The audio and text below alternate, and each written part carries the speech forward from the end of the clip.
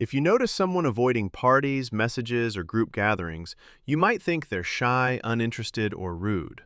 But psychology says something very different. Avoiding socializing is rarely about laziness. It's about how the brain protects itself from stress, emotional overload, and discomfort. Stay until the end.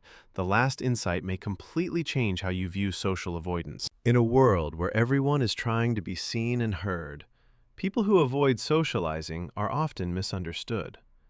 Psychology shows that avoiding others is often linked to fear of judgment, past experiences, personality traits, and emotional sensitivity. It is not a personal flaw, it is a coping mechanism. Let's break down why some people consistently avoid social situations. 1. It's about anxiety, not choice. Many avoid socializing because even small interactions trigger stress. The brain predicts negative outcomes like embarrassment, criticism, or rejection.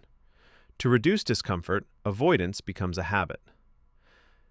Social anxiety is not shyness. It is a deeply ingrained mental pattern that can affect many areas of life. 2. Past experiences shape behavior.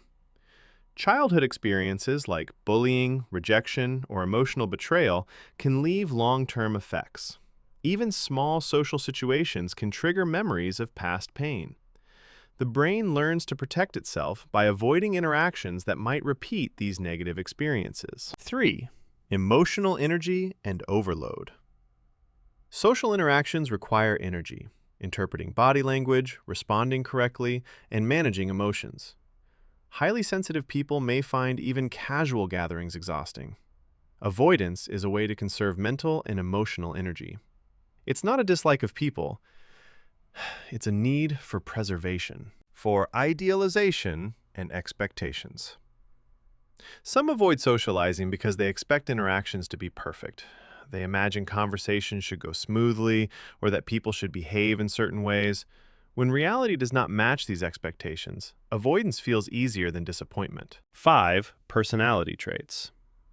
Certain traits make avoidance more likely. Introversion, high sensitivity, perfectionism, social inhibition. These traits are not flaws. They influence how comfortable someone feels around others. 6. Lifestyle and habits. Working alone, spending time on solitary hobbies, or engaging heavily online can reinforce avoidance patterns.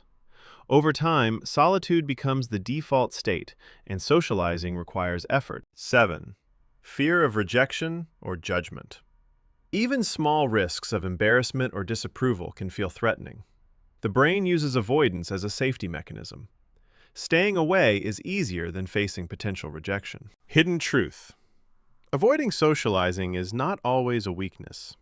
Intentional solitude can allow reflection, creativity, and personal growth. The problem occurs when avoidance is driven by fear or past trauma, which can limit opportunities.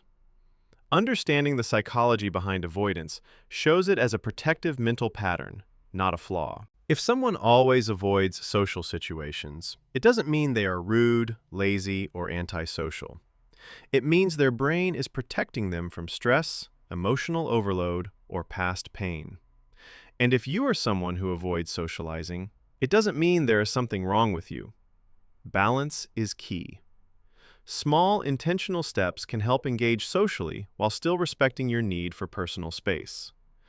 Understanding these patterns is the first step toward living comfortably with yourself and others.